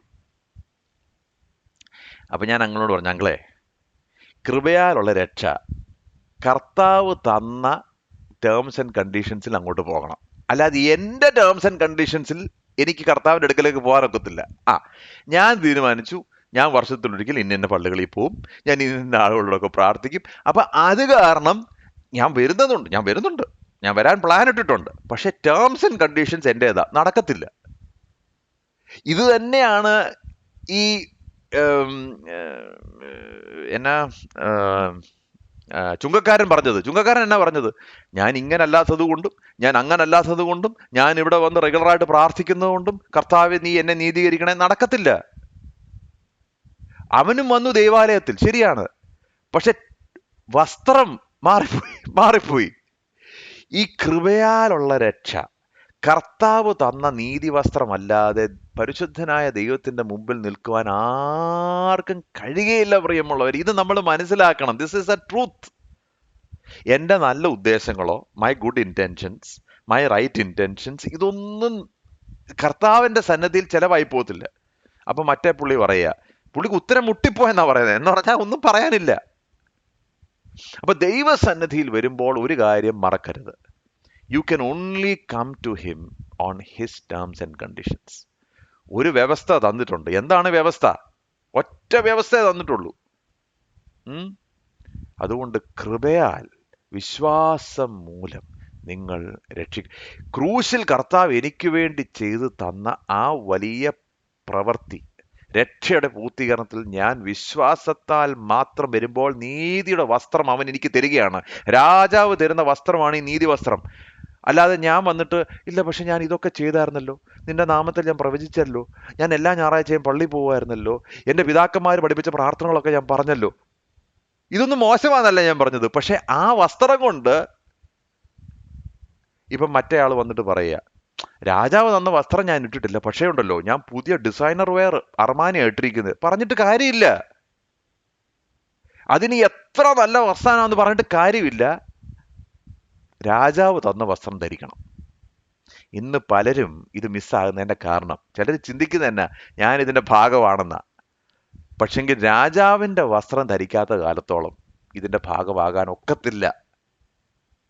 അത് നമ്മൾ മനസ്സിലാക്കണം. അപ്പോൾ രക്ഷയുടെ ഒരു വലിയ നല്ല ഒരു ഉപമയാണ് നമ്മൾ ഇവിടെ കാണുന്നത്. ആട്ടെ, നമുക്ക് ആ വിഷയത്തിലേക്ക് നമുക്ക് അടുത്തതിലേക്ക് പോകാം. അതിന്റെ അവസാനം കർത്താവ് പറയാ, എന്താ, വിളിക്കപ്പെട്ടവർ അനേകർ, തിരഞ്ഞെടുക്കപ്പെട്ടവരോ ചുരുക്കം. Many are called, few are chosen. അതുകൊണ്ട് വലിയ ആൾക്കൂട്ടങ്ങളൊന്നും കണ്ട് നമ്മൾ ഒരു തെറ്റിദ്ധാരണയിലേക്കും വരരുത്. ചില മീറ്റിങ്ങുകളിലൊക്കെ വലിയ കൂട്ടങ്ങൾ, ലക്ഷക്കണക്കിന് ആളുകൾ, അപ്പോൾ നമ്മൾ ഓർക്കും വലിയ ദൈവപ്രവൃത്തി ആയിരിക്കാം, അല്ലായിരിക്കാം. പക്ഷെ ഒരു കാര്യം ഓർത്തോണം, ആ കാലത്ത് യേശു കർത്താവ് തന്നെ പ്രസംഗിച്ചിട്ട് വളരെ ചുരുക്കം പേരെ യഥാർത്ഥമായി രക്ഷയുടെ അനുഭവത്തിലേക്ക് വന്നുള്ളൂ. ആൾക്കൂട്ടങ്ങളുണ്ടായിരുന്നു, അത്ഭുതങ്ങൾ സംഭവിച്ചപ്പോഴൊക്കെ ആൾക്കൂട്ടങ്ങളൊക്കെ ഉണ്ടായിരുന്നു, ആളുകൾക്ക് അതിനകത്തുനിന്ന് ഒരുപാട് നേട്ടങ്ങളൊക്കെ സംഭവിച്ചു. പക്ഷെ അതല്ല വിഷയം. Very few are chosen. ആ കൂട്ടത്തിൽ നാം ആയിരിക്കണം പ്രിയമുള്ളവരെ. മറ്റുള്ളവരെ വിധിക്കേണ്ടത് നമ്മുടെ ജോലിയല്ല. പക്ഷെങ്കിൽ ഒരു കാര്യം ഓർത്തണം, നാം ആ കൂട്ടത്തിൽ ആകണം. അത് മിസ്സായി പോകരുത്. ഓക്കെ, ഇനി പെട്ടെന്ന് ചില കാര്യങ്ങൾ, നമ്മുടെ മെയിൻ ടോപ്പിക് കഴിഞ്ഞു, പെട്ടെന്ന് ചില കാര്യങ്ങൾ. ഇനി ഒരുപാട് 3-4 സെക്ഷൻസ് ഉണ്ട്, പെട്ടെന്ന് പറഞ്ഞ് മുന്നോട്ട് പോകാം. 15 മുതൽ 22 വരെ ദൈവവും ഗവൺമെന്റും തമ്മിലുള്ള കണക്ഷനൊക്കെ പറയുകയാണ്. അവർ obligation to God and the government. ഇത് ടാക്സേഷനുമായിട്ടുള്ള ബന്ധത്തിൽ. അനന്തരം പരീശന്മാർ ചെന്ന് അവനെ വാക്കിൽ കൊടുക്കേണ്ടതിന് 15 മുതൽ 22 വരെ ആലോചിച്ചുകൊണ്ട് തങ്ങളുടെ ശിഷ്യന്മാരെ ഹെരോദ്യരുടെ കൂടെ അവന്റെ അടുക്കൽ അയച്ചു. ഗുരു, നീ സത്യവാനും ദൈവത്തിന്റെ വഴി നേരായി പഠിപ്പിക്കുന്നവനും മനുഷ്യരുടെ മുഖം നോക്കാത്തവനും ആകയാൽ ആരെയും ശങ്കയില്ലാത്തവനും ആകുന്നു എന്ന് ഞങ്ങൾ അറിയുന്നു. നിനക്കെന്തു തോന്നുന്നു? കൈസർക്ക് കരം കൊടുക്കുന്നത് വിഹിതമോ അല്ലയോ എന്ന് പറഞ്ഞു തരണം എന്ന് പറഞ്ഞു. യേശു അവരോട്, അവരുടെ ദുഷ്ടത അറിഞ്ഞ് കപടഭക്തിക്കാരെ, എന്നെ പരീക്ഷിക്കുന്നത് എന്ത്? കരത്തിനുള്ള നാണയം കാണിപ്പീൻ എന്ന് പറഞ്ഞു. അവർ അവന്റെ അടുക്കൽ ഒരു വെള്ളിക്കാശ് കൊണ്ടുവന്നു. അവൻ അവരോട്, ഈ സ്വരൂപവും മേലെഴുത്തും ആരുടേത് എന്ന് ചോദിച്ചതിന്, കൈസറുടേത് എന്ന് അവർ പറഞ്ഞു. എന്നാൽ കൈസർക്കുള്ളത് കൈസർക്കും ദൈവത്തിനുള്ളത് ദൈവത്തിനും കൊടുപ്പീൻ എന്ന് അവൻ അവരോട് പറഞ്ഞു. അവർ കേട്ട് ആശ്ചര്യപ്പെട്ട് അവനെ വിട്ട് പോയി കളഞ്ഞു. ഓക്കെ, അപ്പോൾ ഇവിടെ ഹെരോദ്യർ എന്ന് പറയുന്നൊരു കൂട്ടർ, ഹെരോഡിയൻസ്, അതായത് ഹെരോദാവിന്റെ വലിയ ഫാൻസ് ആണ് ഇവർ, യഹൂദന്മാരാണ്. ഇവർ ഓടി വന്നിട്ട് യേശു കർത്താവിനെ കൊടുക്കാൻ വേണ്ടി ചോദ്യം. എന്തോ ചോദ്യം? ഞങ്ങൾ കൈസർക്ക് കരം കൊടുക്കുന്ന വിഹിതമോ? അതിനകത്ത് എന്തോ ട്രാപ്പ് ഇത്രയേ ഉള്ളൂ. ദൈവമാണല്ലോ ഇവരുടെ രാജാവ്. അപ്പോൾ ദൈവം ഇവരുടെ നേതാവായിരിക്കുമ്പോൾ നമ്മളെ പിടികൂടി നമ്മുടെ മേൽ ആധിപത്യം വാഴുന്ന റോമിന് നമ്മൾ കരം കൊടുക്കുന്നത് ആവശ്യമാണോ? അത് ശരിയോ തെറ്റോ എന്നുള്ള ചോദ്യം. അതിന് യേശു കർത്താവ് പെട്ടെന്ന് ഫസ്റ്റ് ക്വസ്റ്റ്യൻ എന്തോ പറയുന്നതെന്നറിയോ? നിങ്ങൾ ആദ്യം മനസ്സിലാക്കേണ്ടത്, നിങ്ങൾ കപടഭക്തിക്കാരാണ്. നിങ്ങളുടെ ചോദ്യം എന്നെ കൊടുക്കാൻ വേണ്ടിയാണ്, നിങ്ങൾക്ക് ഉത്തരം കിട്ടാൻ വേണ്ടി അല്ല. അപ്പൊ യേശു കർത്താവിന്റെ ആൻസർ എപ്പോഴും ഡയറക്റ്റാണ്. ഞാൻ എപ്പോഴും പറയത്തില്ലേ, കർത്താവ് കരുണയുള്ളവനാണ്, ശരിയാണ്. പക്ഷെങ്കിൽ ഈ ഗ്രേ ഏരിയയിലുള്ള ആൻസർ ഇല്ല, എല്ലാം വളരെ ക്ലിയർ ആൻസറാണ്. അത് കഴിഞ്ഞിട്ട് കർത്താവ് പറയാൻ ആഗ്രഹിച്ചൊരു കാര്യമുണ്ട്. നിങ്ങളൊരു നാണയം കൊണ്ടുവരുവിൻ. നാണയം കൊണ്ടുവന്നപ്പോൾ അതിന്റെ മുദ്ര ആരുടേതാണ്? കൈസറിൻ്റെതാണ്. അപ്പൊ അവിടെ കർത്താവ് പറയാൻ ആഗ്രഹിച്ചൊരു കാര്യം നിങ്ങൾ മനസ്സിലാക്കേണ്ടത്, എല്ലാ വിശ്വാസികളും we have A dual citizenship. നമുക്കെല്ലാവർക്കും ഒരു ഡുവൽ സിറ്റിസൺഷിപ്പ് ഉണ്ട്. ഒന്ന് ഈ ലോകത്തിലുള്ള സിറ്റിസൺഷിപ്പ്, 2 സ്വർഗത്തിലെ ഒരു സിറ്റിസൺഷിപ്പ്. അപ്പം നമ്മൾ ഈ ലോകക്കാരാണ്, പക്ഷെ ലോകക്കാരെ പോലെ അല്ല. പിന്നെ നമ്മൾ സ്വർഗരാജ്യത്ത്. എന്നാൽ നമ്മൾ സ്വർഗത്തിലുള്ളവരാണോ? അല്ല, നമ്മൾ ഈ ലോകത്തിലാണ് ജീവിക്കുന്നത്. അപ്പോൾ നമ്മൾ ഈ ലോകത്തിലായിരിക്കുമ്പോൾ തന്നെ സ്വർഗരാജ്യത്തിന്റെ അവകാശികളായിരിക്കുക. അപ്പൊ ഡുവൽ സിറ്റിസൺഷിപ്പിലാണ് നമ്മൾ ഈ ലോകത്തിൽ വസിക്കുന്നത്. അതുകൊണ്ട് നമ്മൾ എപ്പോഴും ഓർത്തോണം, we have an obligation to the world. ചിലരാണെങ്കിൽ ഇനിയും കർത്താവ് വന്നാൽ മതി എന്ന് പറഞ്ഞ് സ്വർഗരാജ്യത്തിന് വേണ്ടി കാത്തിരിക്കും. നല്ല കാര്യമാണ്. പക്ഷെങ്കിൽ നമുക്കൊരു ലോക്കൽ സിറ്റിസൺഷിപ്പ് ഉണ്ട്. 2 രാജ്യങ്ങളുടെ സിറ്റിസൺസ് ആണ് നമ്മൾ. ഡുവൽ സിറ്റിസൺഷിപ്പ് പണ്ട് കൊടുക്കുമായിരുന്നു, എനിക്കൊന്ന് ഇപ്പോഴും കൊടുക്കുമെന്ന് തോന്നുന്നു. Dual citizenship. അപ്പോൾ ഇന്ത്യയിൽ ഒരു സിറ്റിസൺഷിപ്പ്, US ഒരു സിറ്റിസൺഷിപ്പ്, ഇന്ത്യയിൽ ഒരു സിറ്റിസൺഷിപ്പ്, പോർച്ചുഗലിൽ ഒരു സിറ്റിസൺഷിപ്പ്. കുറേ ബിസിനസ്സുകാർ അങ്ങനെ ഡുവൽ സിറ്റിസൺഷിപ്പ് മെയിൻറ്റെയിൻ ചെയ്യാറുണ്ട്. അപ്പോൾ അതിൻ്റെ പ്രത്യേകത എന്നാ, ഈ രാജ്യത്തിൻ്റെ വ്യവസ്ഥകൾക്കും അവർക്ക് ബാധകമാണ്, മറ്റേ രാജ്യത്തിൻ്റെ വ്യവസ്ഥകളും അവർക്ക് ബാധകമാണ്. അതുകൊണ്ട് പത്രോസ് പറയുന്നൊരു കാര്യമുണ്ട്, you should owner the king. നിങ്ങളുടെ രാജാവിനെ ബഹുമാനിക്കണം, എന്നാൽ നിങ്ങൾ ദൈവത്തെ ഭയക്കണം. അപ്പൊ ഇവിടെ എവിടാ ക്ലാഷ് വരുന്നത്? ദൈവത്തിന് നിരക്കാത്ത കാര്യങ്ങൾ രാജാവ് പറയുമ്പോൾ നമ്മൾ ദൈവത്തെ മാത്രമേ അനുസരിക്കത്തുള്ളൂ, രാജാവിനെ അനുസരിക്കത്തില്ല. അവിടാണ് ക്ലാഷ്. അതുവരെ നമ്മൾ നാടിൻ്റെ ചില നിയമങ്ങളുണ്ട്, അതിനനുസരിച്ച് നാം ജീവിക്കാൻ ബാധ്യസ്ഥരാണ്. We are obliged. അപ്പൊ പെട്ടെന്ന് ചോദിക്കുകയാണ്, എന്തുവാ ഇത് ആരുടേതാണ് എന്ന് പറഞ്ഞാൽ നിങ്ങൾ കരം കൊടുത്തേ ഒക്കത്തുള്ളൂ. കരം കൊടുക്കാതിരിക്കാൻ ഒക്കത്തില്ല. നിങ്ങൾ കാശ് വെട്ടിക്കരുത്, കരം വെട്ടിക്കരുത്, ടാക്സ് ഇവേഷൻ ചെയ്യരുത്. കൊടുക്കേണ്ടത് നിങ്ങൾ കൊടുക്കണം. കൈസർക്ക് കൊടുക്കേണ്ടത് കൈസർക്ക് കൊടുക്കണം. എന്നാൽ ഞാൻ ഇമ്പോർട്ടൻ്റ് ആയിട്ടുള്ളൊരു കാര്യം, നിങ്ങൾ ഇതിനകത്തു നിന്നൊക്കെ ഒരുപാട് പ്രസംഗങ്ങൾ കേട്ടിട്ടുള്ളത് കൊണ്ട് ഞാൻ വേറെ മറ്റ് ഭാഗങ്ങളിലേക്കൊന്നും ടെക്സ്റ്റ് പറയാത്തൊരു കാര്യങ്ങളൊന്നിലേക്കൊന്നും കടക്കുന്നില്ല. എന്നാൽ ഇവിടെ ഇമ്പോർട്ടൻ്റ് ആയിട്ടുള്ളൊരു കാര്യം പറയാം.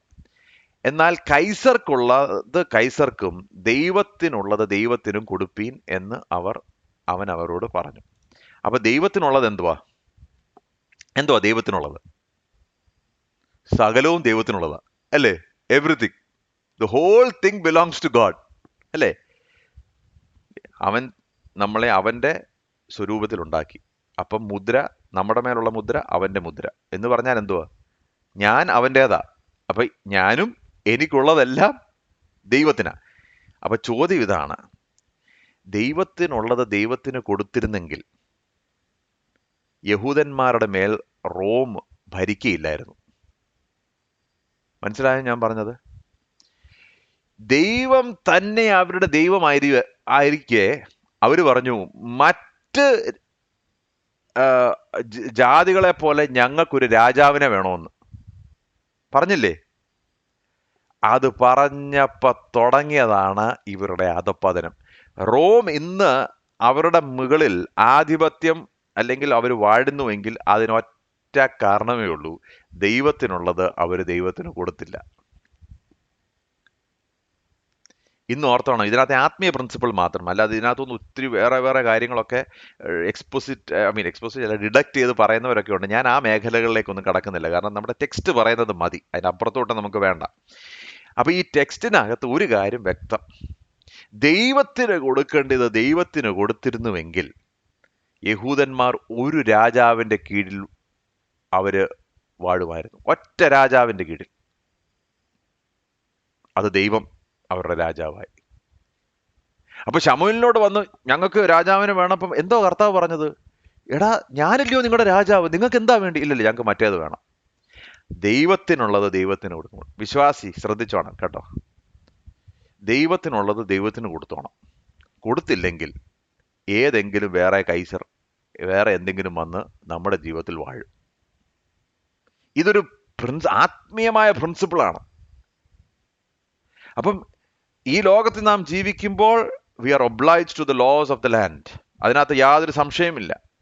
പക്ഷെ ഇതിന്റെ ആത്മീയമായ ആഴത്തിലേക്ക് നമ്മൾ കടക്കണമെങ്കിൽ ഒരു കാര്യം ഓർത്തോണം, ദൈവത്തിനുള്ളത് ദൈവത്തിന് കൊടുത്തില്ലെങ്കിൽ കൈസർ വന്ന് നമ്മുടെ മേൽ വാഴും. It's a very very important principle. യഹൂദന്മാർക്ക് യാതൊരു പ്രയാസവും ഇല്ലാതെ അവര് പാലും തേനും ഒഴുകുന്ന നാട്ടിൽ വളരെ സന്തോഷത്തോടെ അവര് ജീവിച്ചു പോയത്. ദൈവത്തിന് കൊടുക്കേണ്ടത് അവർ കൊടുത്തില്ല. ദൈവത്തിന് കൊടുക്കേണ്ട സമയം അവർ ശബ്ബത്ത് നാളുകളെ അവർ മലിനീകരിച്ചു. ദൈവത്തിന് കൊടുക്കേണ്ട പണം ഇല്ലയോ, എത്രയോ വ്യക്തമായിട്ടാണ് നെഹമ്യാവിന്റെ പുസ്തകത്തിൽ പറയുന്നത്. നിങ്ങൾ ശബ്ബത്ത് നാളുകളിൽ മറ്റ് വ്യാപാരങ്ങൾക്ക് വേണ്ടി പോയി. ഇവിടെ കൊടുക്കേണ്ട, ആലയത്തിൽ കൊടുക്കേണ്ട പണം നിങ്ങൾ മറ്റ് സ്ഥലങ്ങളിൽ ചെലവാക്കി. നിങ്ങൾ എന്നിൽ നിന്ന്, ഹഗായി പ്രവാചകന്റെ പുസ്തകം, നിങ്ങൾ ദൈവത്തെ മോഷ്ടിക്കുന്നവരായി മാറി. അപ്പോൾ എന്ത് സംഭവിച്ചു? മറ്റ് കൈസർമാർ, മറ്റ് രാജാക്കന്മാർ വന്ന് ഇവരുടെ മേൽ വാഴുവാൻ തുടങ്ങി. ബാബിലോണിയ പ്രവാസം നടക്കാനുള്ള കാരണം എന്നാ? പ്രിയമുള്ളവരെ, ദൈവത്തിന് കൊടുക്കേണ്ടത് ദൈവത്തിന് കൊടുത്തില്ല. ഇന്ന് അനേക വിശ്വാസികൾ ഈ ബന്ധനത്തിലായിരിക്കുന്നതിൻ്റെ ഒറ്റ കാരണം ദൈവത്തിന് കൊടുക്കേണ്ടത് ദൈവത്തിന് കൊടുക്കാത്തത് കൊണ്ടാണ്. Give God, and what does God deserve? എന്താണ് ദൈവത്തിന് കൊടുക്കേണ്ടത്? All that I have, all that I have. എൻ്റെ ജീവിതം, എൻ്റെ സമയം എന്ന് പറഞ്ഞ് ജോലിക്ക് പോകരുതെന്നോ ബിസിനസ് റൺ ചെയ്യരുതെന്നോ കാശുണ്ടാക്കുക, അതല്ല അതിൻ്റെ അർത്ഥം.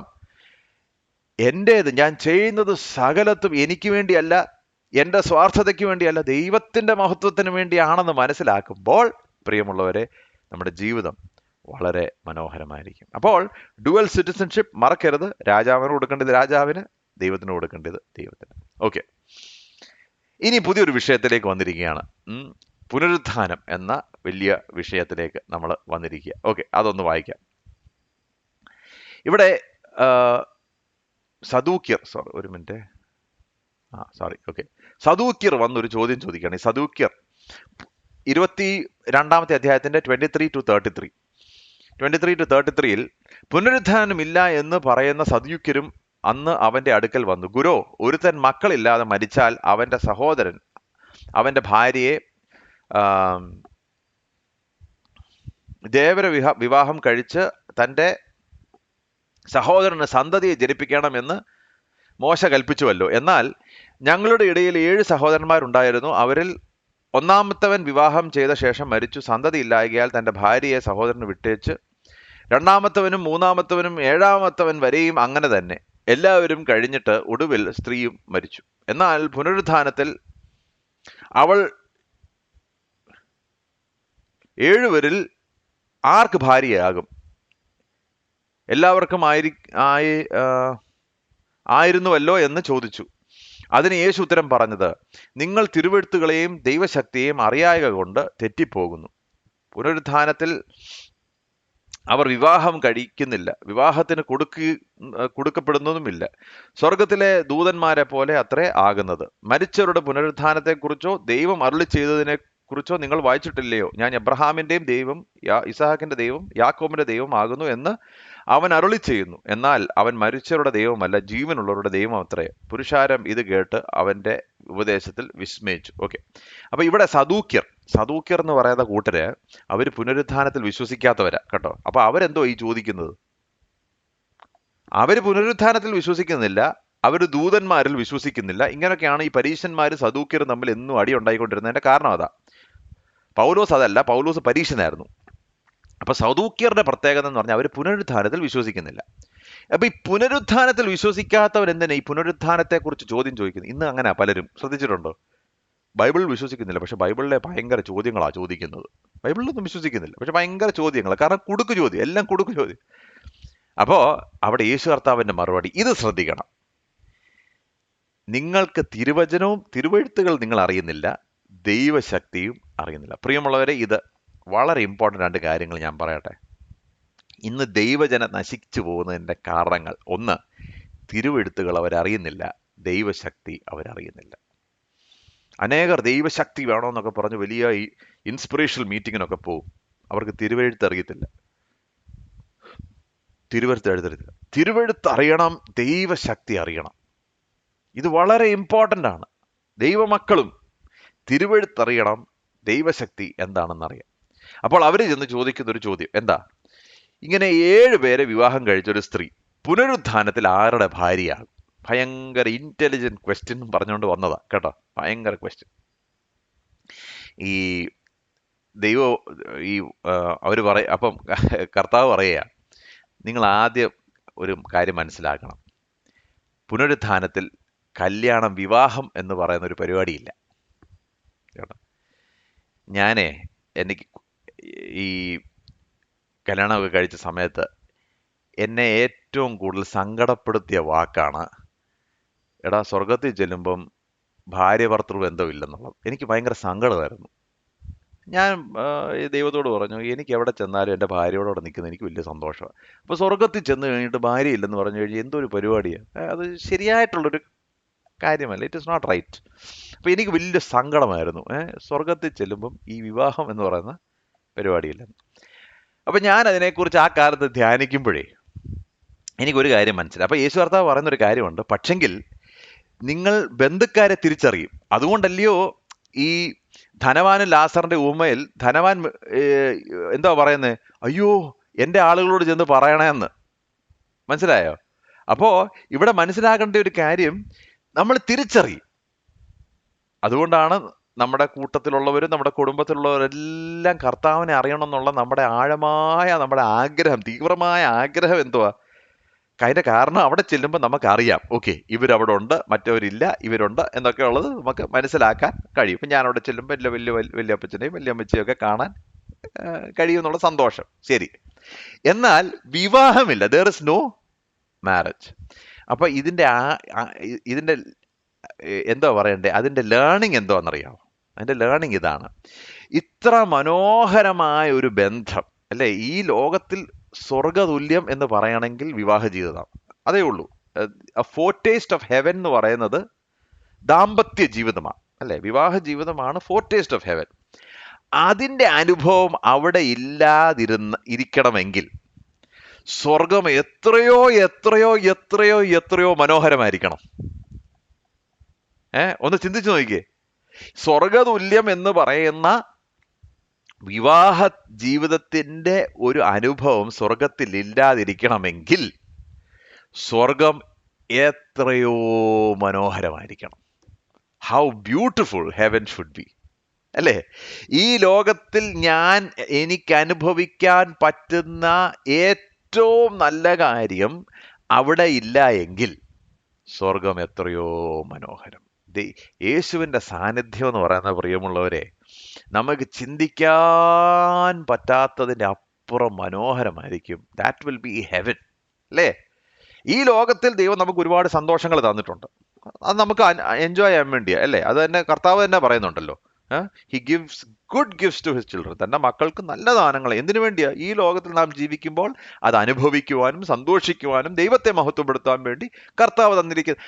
അതിലൊരു പക്ഷെങ്കിൽ ഏറ്റവും നല്ല അവസ്ഥ പോലും സ്വർഗത്തിൽ ഇല്ല എങ്കിൽ സ്വർഗം എത്രയോ എത്രയോ ഇതിനെക്കാട്ടിൽ എത്രയോ എത്രയോ എത്രയോ മനോഹരമായിരിക്കണം. അതിനെക്കുറിച്ച് ഒന്ന് ധ്യാനിക്കണം നിങ്ങൾ. അങ്ങനെ ധ്യാനിക്കുമ്പോഴേ സ്വർഗത്തിൽ ചെല്ലണമെന്നുള്ള സന്തോഷം. അല്ലെങ്കിൽ നമ്മൾ ഓർക്കും, ഇവിടെ തന്നെ സ്വർഗമല്ലേ, പിന്നെന്തിനാ നമ്മൾ മുകളിലോട്ട് പോകുന്നേ എന്നുള്ളൊരു ചിന്ത വരാൻ സാധ്യത ഉണ്ട്. So any pleasure on earth will fade in comparison to the presence of Christ അല്ലേ? ഈ ലോകത്തിലുള്ള ഏത് സന്തോഷവും യേശു കർത്താവിൻ്റെ മുമ്പിൽ, അവൻ്റെ ടാഞ്ചിബിൾ പ്രസൻസ് ഇൻ ഹെവൻ, അതിനു മുമ്പിൽ ഒന്നും അല്ലാതെ ആയിത്തീരും. അപ്പോൾ നമ്മൾ ദൂതന്മാരെ പോലെ ആയിരിക്കും എന്നൊക്കെ ഉള്ളത് പറയുന്നു. പക്ഷേ അവിടെ നമ്മൾ മനസ്സിലാക്കണം, സദൂക്യർ ദൂതന്മാരിൽ പോലും വിശ്വസിച്ചില്ല. എന്നിട്ട് അവസാനം കർത്താവ് പറയാണ്, ദൈവം എന്ന് പറയുന്നത് അവൻ അബ്രഹാമിൻ്റെയും ഇസഹാക്കിൻ്റെയും യാക്കോബിൻ്റെയും ദൈവം. എന്നിട്ട് പറയാണ്, അവൻ ജീവനുള്ളവരുടെ ദൈവം, മരിച്ചവരുടെ ദൈവമല്ല. എന്ന് പറഞ്ഞാൽ വിശ്വാസത്തിന്റെ പിതാക്കന്മാരായ അബ്രഹാം, ഇസഹാക്ക്, യാക്കോബ് എന്നുള്ളവര് അവർ മരിച്ചെങ്കിലും അവർ ജീവിക്കുന്നു എന്നുള്ള കാര്യം നിങ്ങൾ മറക്കരുത്. The God is the God of the living. അതുകൊണ്ട് നമ്മളും ജീവിതത്തെ കാണേണ്ടത് എങ്ങനെയാ? നമ്മളെ വിട്ടുപോകുന്നവരുണ്ട്, മരിച്ചു പോകുന്നവരുണ്ട്, നമുക്കതിൻ്റെ ദുഃഖമുണ്ട്, അതിൻ്റെ വേദനകളുണ്ട്, പ്രയാസങ്ങളുണ്ട്. ഇങ്ങനെ പലവിധമായ കാര്യങ്ങൾ നമ്മുടെ ചുറ്റും നടക്കുമ്പോൾ തന്നെ നമ്മൾ മറന്നു പോകാൻ പാടില്ലാത്ത കാര്യം, ഈ അനാദിയായ ദൈവം എന്താ പറയേണ്ടത്, സമയത്തിൻ്റെയും കാലത്തിൻ്റെയും ഒക്കെ പുറത്ത് താമസിക്കുമ്പോൾ തന്നെ നമ്മൾ സേവിക്കുന്ന ദൈവം എന്ന് പറയുന്നത് ജീവനുള്ള ദൈവവും ജീവനുള്ളവരുടെ ദൈവവുമാണെന്നുള്ള കാര്യം നമ്മൾ മറക്കരുത്. So God is writing his story. ആളുകൾ വരുന്നു, മൺമറയുന്നു, പോകുന്നു. എന്നാൽ ഇതിനകത്തൊക്കെ നമ്മൾ മനസ്സിലാക്കേണ്ട കാര്യം അവൻ ജീവനുള്ളവരുടെ ദൈവം എന്നുള്ളത് നമ്മൾ മനസ്സിലാക്കണം. ആട്ടെ, പെട്ടെന്ന് അടുത്ത ഭാഗത്തിലേക്ക് പോകും. The greatest commandment. പിന്നെ സദൂക്യർ വീണ്ടും അടുത്ത കുടുക്കു ചോദ്യമായിട്ട് വരിക. ഈ 33 മുതൽ 40 വരെയുള്ള വാക്യങ്ങൾ, 22, 33 to 40. സദൂക്യരെ അവൻ മിണ്ടാതാക്കിയ പ്രകാരം കേട്ടിട്ട് പരീശന്മാർ ഒന്നിച്ചുകൂടി. അവരിലൊരു വൈദികൻ അവനെ പരീക്ഷിച്ചു, ഗുരു, ന്യായപ്രമാണത്തിൽ ഏത് കൽപ്പന വലുത് എന്ന് ചോദിച്ചു. യേശു അവനോട്, നിന്റെ ദൈവമായ കർത്താവിനെ നീ പൂർണ്ണ ഹൃദയത്തോടും പൂർണ്ണാത്മാവിനോടും പൂർണ്ണ മനസ്സോടും കൂടെ സ്നേഹിക്കണം. ഇതാകുന്നു വലിയതും ഒന്നാമത്തേതുമായ കൽപ്പന. രണ്ടാമത്തേത് അതിനോട് സമം, കൂട്ടുകാരനെ നിന്നെപ്പോലെ തന്നെ സ്നേഹിക്കണം. ഈ രണ്ട് കൽപ്പനകളിൽ സകല ന്യായപ്രമാണവും പ്രവാചകന്മാരും അടങ്ങിയിരിക്കുന്നു എന്ന് പറഞ്ഞു. അപ്പോൾ പെട്ടെന്നൊരു ചോദ്യം, അടുത്ത ചോദ്യം, ഇതിലേതാ ഏറ്റവും വലിയ? അപ്പം വന്ന് ചോദിക്കുക, ഏറ്റവും വലിയ ആ, കൽപ്പന ഏതാണ്? അപ്പം ഈ 10 കൽപ്പനകളെ യേശു കർത്താവ് രണ്ടാക്കി ചുരുക്കി. കൂടുതൽ ഞാൻ ഇതിനെക്കുറിച്ച് പറയാൻ ആഗ്രഹിക്കുന്നില്ല. രണ്ട് കാര്യം ചെയ്തു കഴിഞ്ഞാൽ എല്ലാ കാര്യവും ശരിയാവും. ഒന്ന്, വേർട്ടിക്കൽ റിലേഷൻഷിപ്പ്, ദൈവമായ യഹോവയെ നീ പൂർണ്ണ ഹൃദയത്തോടെ സ്നേഹിക്കണം. രണ്ട്, ഹൊറിസോണ്ടൽ റിലേഷൻഷിപ്പ്, മനുഷ്യരെ നീ സ്നേഹിക്കണം. ഈ 10ഉം ഇതുമായിട്ട് ബന്ധപ്പെട്ട, നമ്മൾ നോക്കിക്കഴിഞ്ഞാൽ ആദ്യത്തെ 4-5 കൽപ്പനകൾ എന്താണ്? ദൈവവുമായിട്ടുള്ള ബന്ധം. അവസാനത്തെ 5 കൽപ്പനകൾ എന്തുവാ? മനുഷ്യരുമായിട്ടുള്ള ബന്ധം. അപ്പൊ ദൈവവുമായിട്ടുള്ള, ഞാനല്ലാതെ മറ്റ് ദൈവങ്ങൾ നിന്റെ മുമ്പാകെ ഉണ്ടാകരുത്. ഇത് പറയുമ്പോൾ ദൈവവുമായിട്ടുള്ള ബന്ധം, ഐഡൽ വർഷിപ്പ് പാടില്ല, വേറെ മറ്റൊന്നിനെ ആരാധിക്കരുത്, ദൈവത്തെ നമ്മൾ സ്നേഹിക്കണം. രണ്ടാമത്തെ ഭാഗം എന്തുവാ? മനുഷ്യരുമായിട്ടുള്ള ബന്ധം, കൊല ചെയ്യരുത്, വ്യഭിചാരം ചെയ്യരുത് എന്നുള്ള പറയാം. അപ്പൊ നമ്മുടെയും ജീവിതത്തിൽ രണ്ട് കാര്യങ്ങൾ ശ്രദ്ധിക്കുക. എന്താണ്? ദൈവവുമായിട്ടുള്ള ബന്ധം നമ്മൾ സൂക്ഷിക്കുക. രണ്ട്, മനുഷ്യരോടുള്ള ബന്ധം നാം സൂക്ഷിക്കുക. ഇത്രയേ ഉള്ളൂ. Loving God and loving people. ചുരുക്കത്തിൽ പറഞ്ഞാൽ ഈ ലോകത്തിൽ ജീവിക്കാൻ ഈ രണ്ട് കോൺസെപ്റ്റ് മതി. രണ്ട് കോൺസെപ്റ്റ്. എന്താ ചെയ്യേണ്ടത്? ലവ് ഗോഡ്, രണ്ട്, ലവ് പീപ്പിൾ. ഈ രണ്ട് കാര്യങ്ങൾ ചെയ്താൽ മതി, വേറെ മറ്റൊന്നും ചെയ്യേണ്ട കാര്യമില്ല. അവസാനം 41 മുതൽ 46 വരെയുള്ള വാക്യങ്ങൾ. പരീശന്മാർ ഒരുമിച്ച് കൂടിയിരിക്കുമ്പോൾ യേശു അവരോട്, ഇപ്പം ഇത്രയും നേരം ഈ സദൂക്യരും പരീശന്മാരും എല്ലാം കർത്താവിനോട് ചോദ്യം, അവസാനം ഒരു ചോദ്യം കേട്ടോ. നിങ്ങൾ കുറെ ചോദ്യമൊക്കെ ചോദിച്ചല്ലോ, ഇനി ഞാൻ നിങ്ങളോടൊരു ചോദ്യം ചോദിക്കട്ടെ. ക്രിസ്തുവിനെ കുറിച്ച് നിങ്ങൾക്ക് എന്ത് തോന്നുന്നു? അവൻ ആരുടെ പുത്രൻ എന്ന് ചോദിച്ചു. ദാവീദിന്റെ പുത്രൻ എന്ന് അവർ പറഞ്ഞു. അവൻ അവരോട്, എന്നാൽ ദാവീദ് ആത്മാവിൽ അവനെ കർത്താവ് എന്ന് വിളിക്കുന്നത് എങ്ങനെ? ഞാൻ നിന്റെ ശത്രുക്കളെ നിന്റെ പാദപീഠം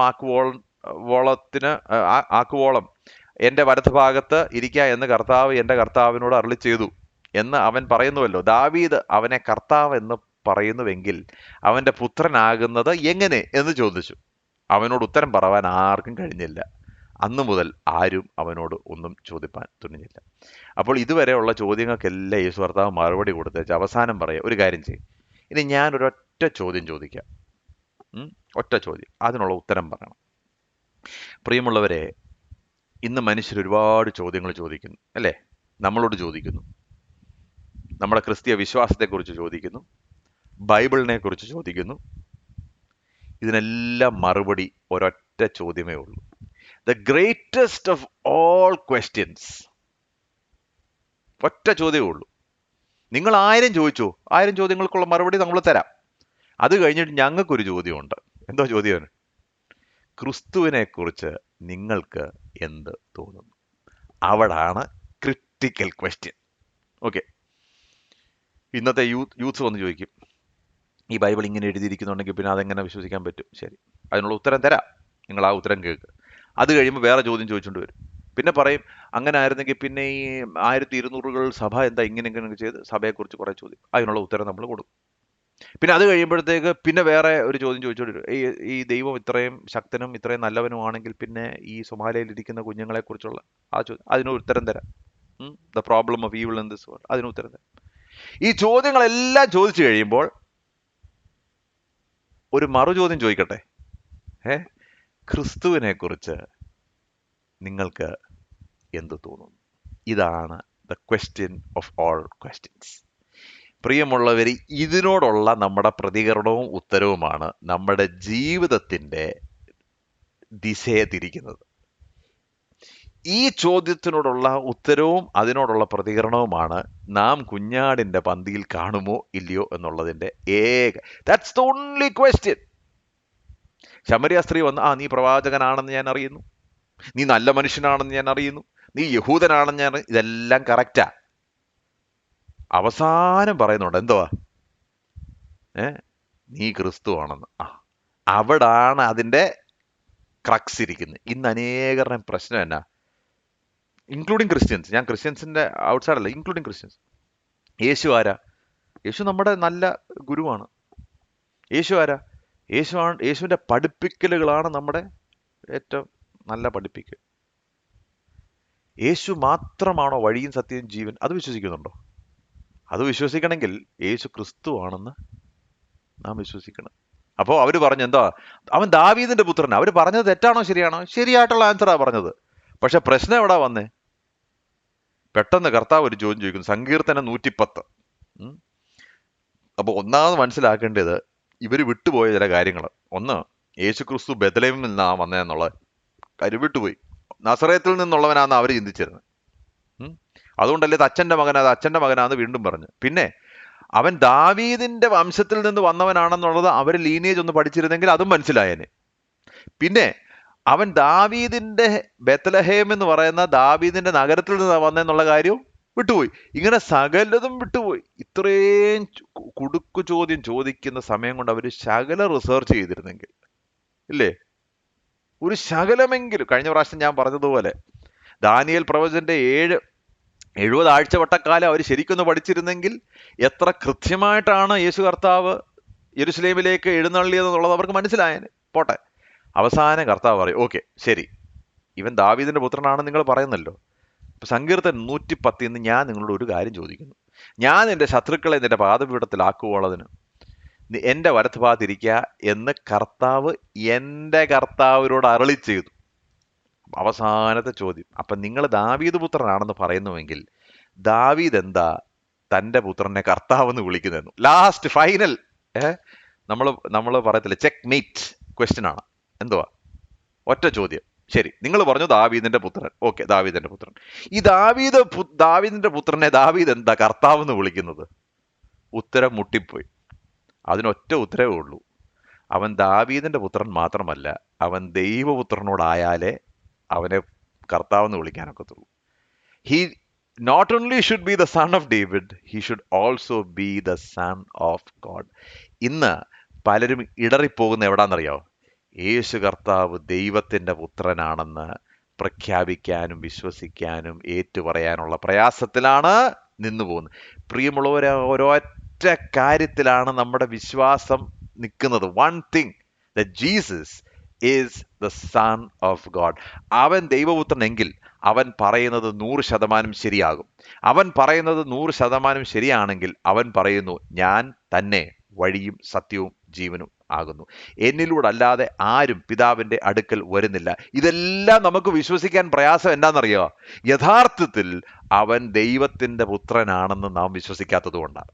so this is where our faith lies, hangs. ഈ ഒരൊറ്റ കാര്യത്തിൽ യേശു കർത്താവ് ദാവീദിന്റെ പുത്രൻ, യെസ്. യോസേഫിന്റെ പുത്രൻ, യെസ്. മറിയയുടെ പുത്രൻ, യെസ്. പ്രവാചകൻ, യെസ്. നല്ല ഗുരു, യെസ്. നന്നായിട്ട് പഠിപ്പിച്ചവൻ, യെസ്. മനുഷ്യരെ എങ്ങനെ ഹാൻഡിൽ ചെയ്യണമെന്നുള്ളത് പറഞ്ഞ് നന്മ ചെയ്തവൻ, സൗഖ്യമാക്കിയവൻ, രോഗശാന്തി, എല്ലാം യെസ്. ചോദ്യം അതല്ല, ക്രിസ്തു ദൈവപുത്രനാണോ? That is the question. അനേകർ ഇവിടെ വരുമ്പോൾ ഇടറിപ്പോകുന്നു. അവൻ ദൈവപുത്രനെങ്കിൽ അവൻ പറഞ്ഞത് മുഴുവൻ ശരിയാണ്, അവൻ പറഞ്ഞത് മാത്രം ശരിയാണ്. അതുകൊണ്ടാണ് യേശു കർത്താവ് ലോകരക്ഷകൻ, യേശു കർത്താവ് ഏകരക്ഷകൻ, യേശു കർത്താവ് എൻ്റെ രക്ഷകനായി മാറുന്നത്. മനസ്സിലായോ? Not only is he the saviour of the world, he is the only saviour of the world and he is my saviour. അതിലേക്ക് നമ്മൾ വരണമെങ്കിൽ അവൻ ദൈവപുത്രനാണെന്ന് നമ്മൾ അക്നോളജ് ചെയ്യാത്ത കാലത്തോളം, അത് പ്രഖ്യാപിക്കാത്ത കാലത്തോളം, ക്രിസ്തു ദാവീദിന്റെ പുത്രനാകാം, അവൻ യോസേഫിന്റെ പുത്രനാകാം, അവൻ മറിയുടെ പുത്രനാകാം, അവൻ നല്ല ഗുരു ആകാം, പക്ഷെങ്കിൽ അവൻ ദൈവമാകത്തില്ല.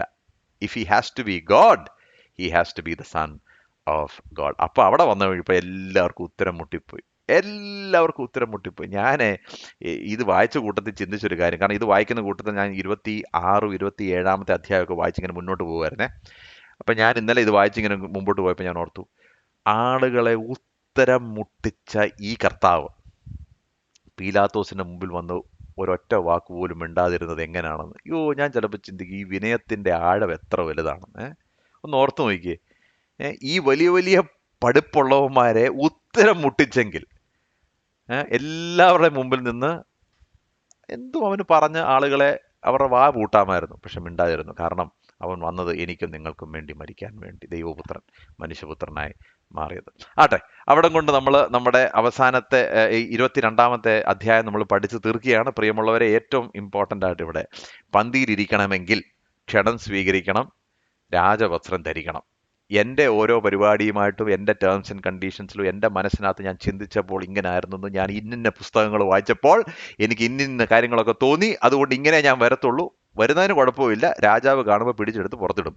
അപ്പോൾ പെടാതിരിക്കണമെങ്കിൽ ഒറ്റ കാര്യമേ ഉള്ളൂ, അവൻ്റെ വ്യവസ്ഥ പ്രകാരം വരണം, കൃപയാൽ വരണം, യേശുക്രിസ്തുവിൻ്റെ ക്രൂശിലൂടെ വരണം, വിശ്വാസത്താൽ വരണം. അങ്ങനെ മാത്രമേ നമുക്ക് നീതീകരിക്കപ്പെടാനൊക്കത്തുള്ളൂ. അങ്ങനെ മാത്രമേ നമുക്ക് നീതിയുടെ വസ്ത്രം ധരിക്കാൻ സാധിക്കത്തുള്ളൂ. ഒന്നാമത്. രണ്ട്, always remember we have dual citizenship. നമ്മൾ ഈ ലോകത്തിൽ ജീവിക്കുമ്പോൾ തന്നെ നമ്മൾ സ്വർഗരാജ്യത്തിൻ്റെ അവകാശികളാണ്. സ്വർഗരാജ്യത്തിൻ്റെ അവകാശികളായിരിക്കുമ്പോൾ തന്നെ ഇവിടെ നമുക്കൊരു ഉത്തരവാദിത്വമുണ്ട്. അതുകൊണ്ട് ലോക്കൽ നിയമങ്ങൾ അത് അനുസരിക്കേണ്ടത്, അത് ദൈവത്തിൻ്റെ നിയമത്തിന് വിപരീതമായി നടക്കാത്ത കാലത്തോളം നമ്മൾ അതിന് വിധേയപ്പെടണം എന്നുള്ള കാര്യം നമ്മൾ വളരെ ഇമ്പോർട്ടൻ്റ് ആയിട്ട് മനസ്സിലാക്കണം. മൂന്ന്, യേശു കർത്താവ് ദൈവപുത്രനാന്നുള്ളത് വളരെ ട്രൂലി ആയിട്ട് നമ്മൾ അതിനെക്കുറിച്ച് സീക്ക് ചെയ്യുവാണെങ്കിൽ അതിനൊരു കൺക്ലൂഷൻ നമ്മൾ വരുത്തണം. അല്ലാതെ സദൂക്യരും പരീശന്മാരെ കുറിച്ച് കുടുക്കു ചോദ്യം ചോദിച്ചുകൊണ്ടിരുന്നാൽ മാത്രം പോരാ. അവസാനത്തെ ചോദ്യത്തിന് മുമ്പിൽ അതിന് ഉത്തരം നമ്മൾ കൊടുക്കണം. ക്രിസ്തു ആരാണ്? Who is Jesus? ഈ പീലാത്തോസ് ചോദിച്ചൊരു ചോദ്യമുണ്ട്, അതിലേക്കൊക്കെ നമുക്ക് വരാം. ഇമ്പോർട്ടൻറ്റ് ക്വസ്റ്റ്യൻ എന്തുവാണെന്നറിയോ? What will you do with this man Jesus? ഈ യേശു ക്രിസ്തുവിനെ കൊണ്ട് നിങ്ങൾ എന്ത് ചെയ്യും? അതാണ് ചോദ്യം. That is a question. ഇനി ഒരു 1000 ചോദ്യങ്ങൾക്കുള്ള ഒരു മറുചോദ്യം ഇതാണ്, what will, who is Jesus? ആരാണ് യേശു?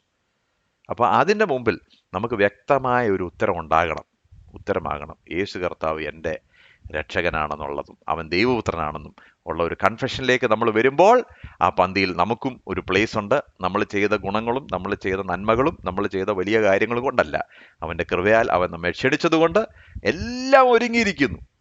കുഞ്ഞാടിൻ്റെ ആ കല്യാണത്തിൽ നമുക്കും ഭാഗവാക്കുകൾ ആകുവാൻ ദൈവം നമുക്ക് കൃപ തരട്ടെ. നമുക്ക് പ്രാർത്ഥിക്കാം. കർത്താവേ, ഇന്ന് ഞങ്ങൾ തന്ന ഈ നല്ല സമയത്തിനായിട്ട് സ്തോത്രം. ഇന്ന് ഈ വചനങ്ങൾ കർത്താവെ യൂട്യൂബിലൂടെയും സൂമിലൂടെയും ഒക്കെ കേൾക്കുന്നവർ ഒരാൾ പോലും അവരുടെ സീറ്റ് മിസ്സാകുവാൻ ഇടയാകരുതേ എന്ന് ഞങ്ങൾ പ്രാർത്ഥിക്കുന്നു.